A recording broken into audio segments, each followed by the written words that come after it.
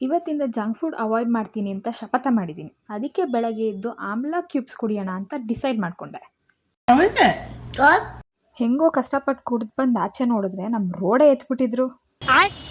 ಇವತ್ತು ನನಗೆ ನಟರಾಜ ಸರ್ವಿಸೇ ಗತಿ ಗುರು.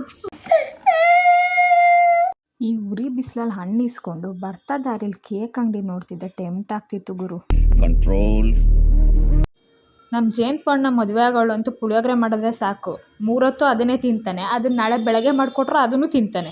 ಮಾತಾಡ್ತಾರ್ರಿ ಯಾವನ್ರಿ ಅವನು, ನಮಗೆ ಸ್ವಾಭಿಮಾನ ಇದೆ. ಹಾಗೆ ಒಂದು ಟೆಂಪಲ್ಗೊಂದು ವಿಸಿಟ್ ಹಾಕಿ ಅಲ್ಲಿಂದ ನಾವು ಹೊರಟಿದ್ದೆ ಮಲ್ಲೇಶ್ವರಮಲ್ಲಿರೋಂಥ ಡ್ರೈ ಗೋಬಿ ಲವರ್ಸ್ಗೆ.